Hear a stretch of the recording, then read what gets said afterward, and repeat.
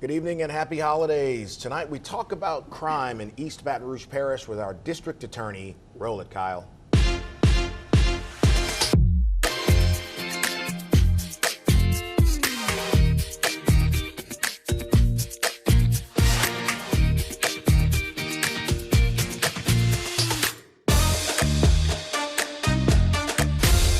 You know, it's top of mind with most people. How are we doing with crime? You see the news stories about all the homicides that happen across our city, state, and even across the country. So we wanted to check the temperature of where we are with our longtime district attorney, Hiller Moore, who's here with us at the desk for the entire show.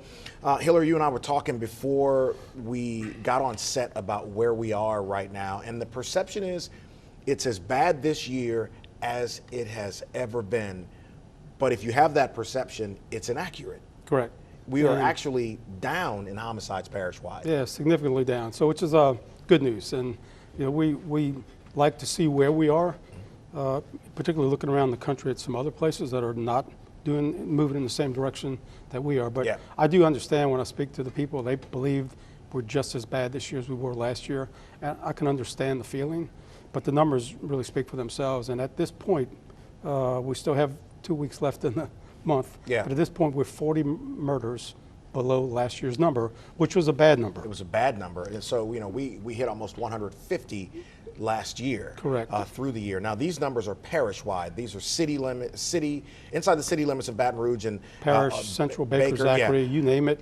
But you know, again, last year we had 150 or 149. We're at 109 as of today. Yeah. So that's a big percentage drop. Yeah. Which we have not seen because our numbers have been rising for the last 3 years, with starting 118 in 2020, then 149, now to go down to 109, which is a good thing. So, you know, when you came on this job all these years ago, back in 2008, you had 82 murders to end out the year. Yeah. And we're consistently around or above 100 now.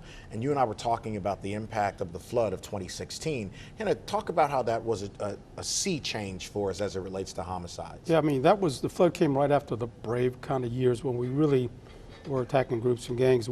Numbers were in the 60s then, the lowest we've ever seen. Then 1 year it spiked up and then it went down to 61. But so when the flood came, every community was disrupted. I mean, pick a place in the city, you're disrupted. But some of the areas where crime was really focused with groups and gangs and drug dealing, they got hit harder than some others. And so they were disrupted. So crime is just like any other business, like mine and yours. You have contacts that you make and you establish that and you move on and do your business. Their business was interrupted. And so our crime went down. And then once they got back together and maybe formed other networks from other people because they were displaced as well. That's when we saw the uptick in murders went from 61 to 103. So that's what we saw. That was in 1 year, 61 to 103. Correct, but you know, also that year we had 14 domestic violence homicides, and 5 or 6 of those were murder-suicide. So people were really at wit's end financially, at home with each other and caused trouble. Kind of similar to what we've seen with COVID. Similar to COVID, and you know, the COVID year last year was our worst year ever for domestic violence. And when I say domestic, I also mean intimate partners, not just a husband, wife, boyfriend, girlfriend, family related. We had 36 intimate partner domestic violence related homicides last year. And I think this year we're down to 23. So we're going in the right direction. 23 is a bad number to have. Yeah. Some years we've had 2 and 3, and so that's a big reason why our numbers have increased is domestic violence and intimate partner related violence. When you talked earlier about Brave and the interruption that went on, kind of explain to people what that looked like. So the idea is that we did an inventory, like a CPA does an inventory of your assets. We did an inventory of our homicides and who's killing who and where are they from. And once we did that, then we said, all right, let's look at the victims and the defendants. Are they members of a group or gang? And group or gang is not just Crips or Bloods. It's a group of people that may not have a name to what their group is. They may be a drug dealing group, but they fight with each other. And we recognized that we had at that point 36 different groups or organizations, 8 of which at the top were more violent than all the others. So we wanted to focus on them. If we focused on them, we could cut down the violence and the murder rate, and that's That was the idea behind it. Now, you've always talked about, people say, you use the word gang, Yeah. not, excuse Hey, me, group. groups, not gangs. And I saw recently that Sergeant McNeely talked about what the difference is. We want to take a quick break and come back and talk about why you call them groups and not gangs. Sure. We'll talk about some of the specific areas in the city where violence is spiking. Back with District Attorney Hiller Moore in just a moment.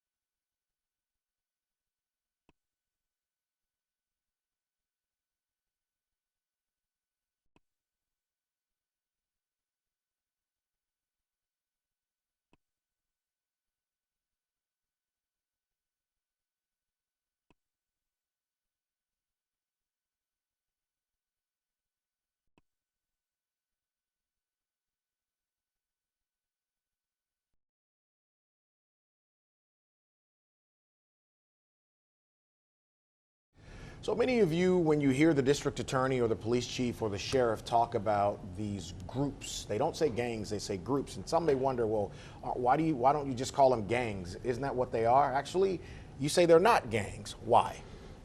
So I mean, there's debate on that, and when we use terms, people get confused when we say group and not a gang. Gangs traditionally have a hierarchy and they have a structure to them, and people follow rules inside that gang. That gang is organized, and they're organized for illegal purposes, and they don't want to get caught. Right. So they have structure that they keep their people in place. Groups are more violent because they don't have the structure, they don't have the head that controls, and so they're just neighborhood associations, and that makes them more dangerous because they're not really, although they don't want to get caught, they don't have someone bringing them back to say, don't shoot, don't do this because we're dealing drugs or in this burglary ring. And so it makes them more dangerous, and they tend to be younger, associated around an area of town, maybe a school, and they could be a violent group, they could be a drug dealing group, it could be a family that's a group. So groups are kind of generally known that way. So let's talk about the areas of Baton Rouge that have had an increase in violence over the past several years. You know, for the longest, people have heard us talk about 70805. Well, it's been branded as the most dangerous part of Baton Rouge. But in the time that we've been talking about 05, other areas have seen increases in violent crime. Let's talk about that. So I mean, you know, because you've been there on the bottom ground with Brave when we started. I don't think you missed a call in. I did not. And you've been there, and we always said 70805. And you know, that's kind of unfair to the people that live in 05, as you know. Right. But it's the truth that's where the more murders were. Right. But those people, when we walk those streets, they run out of the house to say, when are you coming back? That's right. We need more policemen here. That's right. And so, although we say that about 05, we have to make sure people that don't go through 05 know these are good people. That's a great point. The majority of the people who live in 05 are not a problem. No. They just have the highest concentration of bad actors in that area. But it isn't to say that the majority of the people who live there, they're just like you and me. Absolutely. They want to be able to live their lives just like we do. Absolutely. I mean, you know, you've seen them running out their house to hold a hand and say a prayer with an officer and say, when are you coming back? And I remember a couple of years ago, we went to the Brookstown area. But now this is with Truce, not Brave, and we're out, and we went to clean up some of the empty lots because kids are playing out there. Most people did work, but Jeff LaDuff didn't do any work. So I got a story about that. So we go out and we're cleaning, and so some of the yards had everything from empty syringes to all kinds of broken glass. You know, kids play there, so we clean them up. So while we're out there, because we got DPW to come out to clear away some of the debris that was stacked, they were taking it away. And then Jeff talked Hiller into, this was I wish I had video to this day of this. Hiller was out with a weed eater. And I think you looked like you knew a little something about manual labor. no Not doubt. a whole lot, but he's cutting the guy's front yard with a weed eater because Chief LaDuff had told him, well, go on and get started. We'll bring the lawnmowers there. So I'm walking this way, seeing Hiller swinging this weed eater furiously, and I'm thinking, in August, and I'm thinking, what the hell is going on here? So Jeff's laughing as he's coming back towards me, and I said, what's Hiller doing? I said, I got him to start on the guy's lawn. He's waiting on the lawnmower. And I looked at him, I said, Jeffrey, there's no lawnmower here. So you're stuck out there cutting the man's yard with the weed eater. Looking at me taking pictures with his Gucci belt on, his all the fancy clothes he had on. But you know, that day was one of those great days where, man, people were so happy to see all of us out there. And, you know, I don't want to deviate too far from the initial question I asked. I'll come back to that. But what are the other areas outside of 05 that have seen increases? You know, when we put our footprint in 70805, we thought that maybe there would be displacement. So you put your foot down and things may move. And it did a little bit, moved to 70802 somewhat. Which is downtown right here Baton Rouge, in Baton Rouge. So, but 70802 and 05 are always somewhat neck and neck. And 02 then became our hotspot and not 05. But this year, 70802 is now next, even with 70816, which I-12 runs straight down Millerville area, 70816. O'Neill Lane. So that area has picked up tremendously, unfortunately, and we've only seen that this year where it's been a big increase. And that's patrolled both by the city and the sheriff, I believe. So that's something that we really need to take a look at. What's the average age of an offender here now? Look, it's, you know, unfortunately, juvenile crime has spiked. And juvenile violent crime, we're talking about murder, has spiked. I think we might have 20 or so last year, and maybe the same this year. You know, we raised the age of juvenile crime, but didn't really do a lot to help us for there. But average age is teenage 17 to 24. It's crazy. We're going to come back with the DA and talk about guns and what's happening on the streets with Baton Rouge, dealing with guns, and then drugs here. You remember the story about the 200 pounds of cocaine that came through Baton Rouge? We'll talk with District Attorney Hiller more about that in just a moment.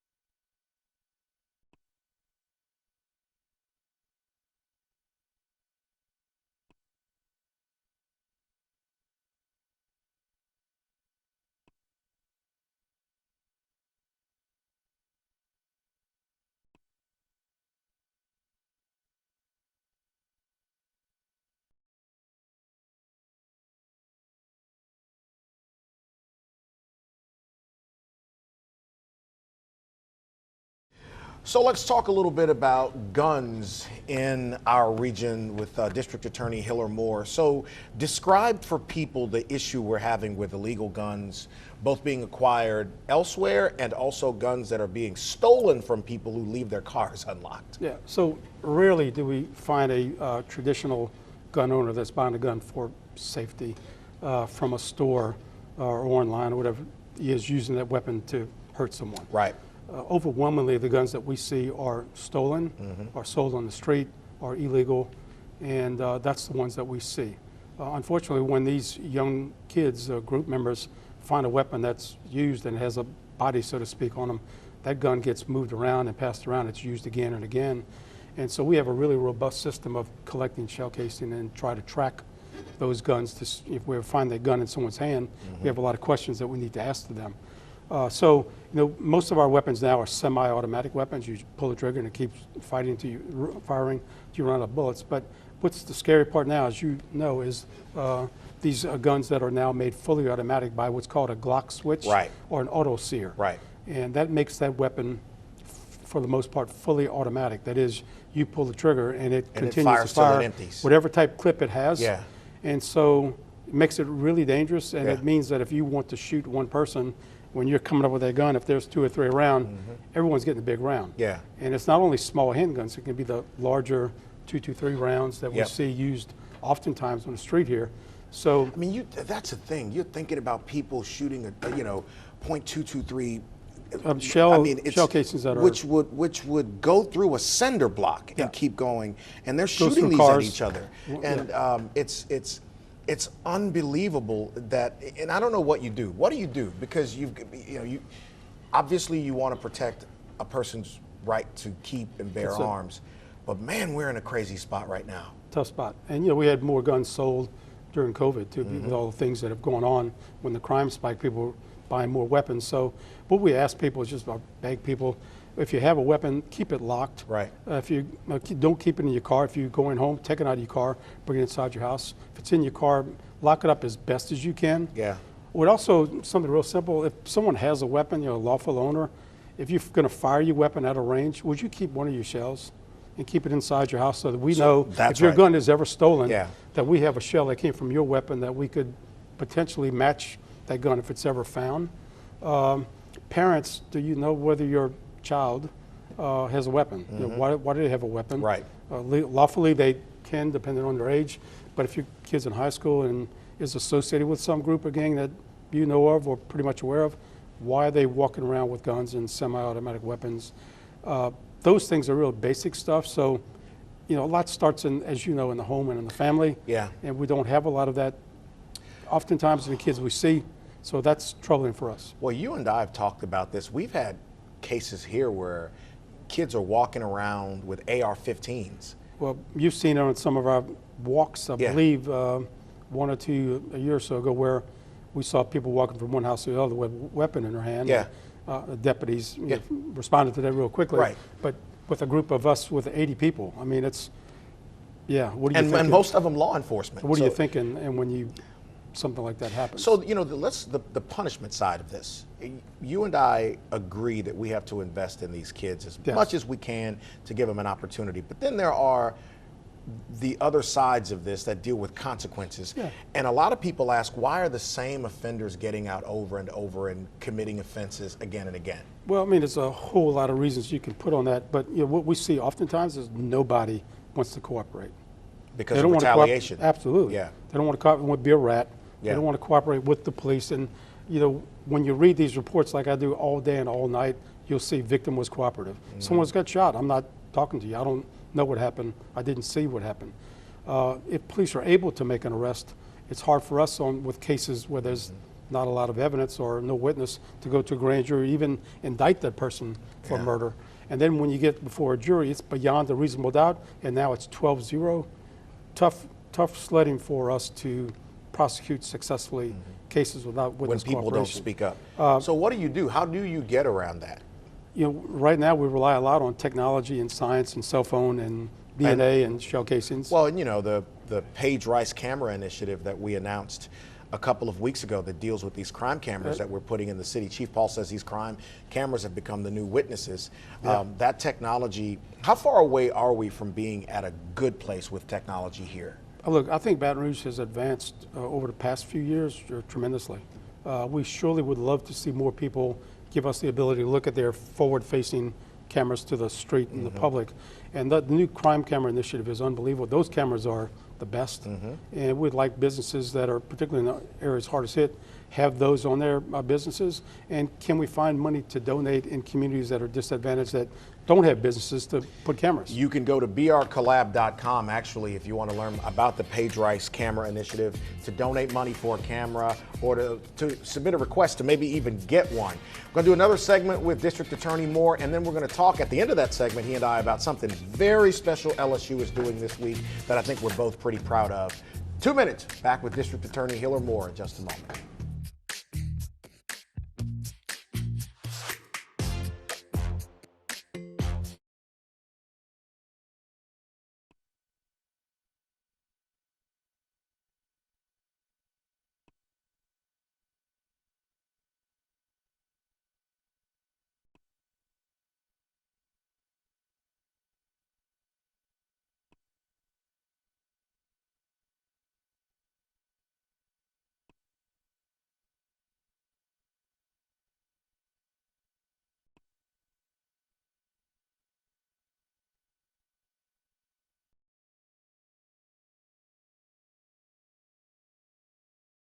A really fantastic thing is happening this week as LSU is presenting a degree posthumously to the family of Allie Rice. I spoke with her father, Paul, earlier this week about it, and they are elated that LSU is doing this. Hiller, I think it is a fantastic gesture. Great gesture by LSU, classy act. I want to be at that event just for that family, for that daughter, who would have graduated and gone on to do more great things. In fact, she was intending to work in my industry and in marketing and everything. And just so you and I were talking during the commercial break about Devin and Allie, and you said that those were two outlier homicides, and I agree with you. They were 100% random. Obviously, neither one of them knew the people who ended up doing this to them. But it does keep to the forefront, which is why we keep both of their pictures here, how horrible this year has been and some of the things that have gone on here. Yeah, police, sheriffs, detective, homicide, they work hard on all of their cases. When you get cases like these, it's an extra rush that, hey, we have to do something. Normally murder is not random. That is, the parties know each other. And people know exactly what happened. These two cases let's highlight that this is really unusual for Baton Rouge, that these are not that type of case. And it's a random killing, and it's unfortunate, and it's two great families. I spoke to officers after both, and I don't think people understand the impact this stuff has on these. I mean, most of these are mothers and fathers, sisters, brothers, nieces. I mean, they're aunts and uncles. I mean, and I know that they're supposed to emotionally be trained to deal with it, but how do you turn it off? When you see that child at that age, these two ages, but start with the youngest child, battered the way it was, it's just and the grandmother was there, mother was there. That makes it harder. It's a straight type of bullet. You go, I don't think, I talked about this with the mayor, you go out to all of these. Try to go as many as I can. So since you've been district attorney, there have been more than 1,300 homicides. And you've made probably over 80% of them you've gone out to. How do you process through that, man? It's pretty much a switch that you have to develop over years. I was a DA investigator for 12 years and went to all of the homicides then, went to all the autopsies. It's a switch that you have to develop to turn on and off because it's a job. It's just like a pathologist does a really difficult job. That person has to be able to turn it off. This is work. And it's someone's life that's in the balance, and we need to do your job. So, I got a couple minutes here, and I wanted to ask, for people who are watching this and they hear how we are down, but it's still not great, what optimism can you give them that we are moving in the right direction? Yeah, we're going in the right direction. Okay. Look at Orleans. I mean, Orleans is going in the other direction. Their murders were really bad last year, I think the worst ever, and now they're rising. More than likely, Orleans will be the murder capital of the world again at the end of this year. And so we are moving in the right direction. It's hard for maybe people to accept, but Baton Rouge is different than all over the United States, as you know. People get along, we work together. We may disagree on things, but for the common good, we get together. The business community and the regular communities are now all on the same page together. We got to fill the empty spots in the Baton Rouge Police Department and the Sheriff's Office. We have to fully engage the district attorney, public defender, and the court system. Everyone has to be fully staffed. We need to do a better job on getting information with judges and bonds, and that's a lot of stuff that everyone is working on together, not finger pointing. It's a matter of moving Baton Rouge forward. And then Truce, I do want to encourage, I got 30 seconds that if you, and most of you have heard about Truce, but if you haven't, go online, search Truce, find out how you can get involved with this great organization. Aisha Burgess, one of your ADAs, is the executive director there. And we've been out in the community a lot. We're going to be out a lot more. And we encourage people to be boots on the ground to try to do something about this. Hiller, I appreciate it, man. Thank you, man. So much. Good holiday. Happy holidays to you. For some reason, next week I got talked into wearing an ugly sweater. We'll see if I come through with that. See y'all next week.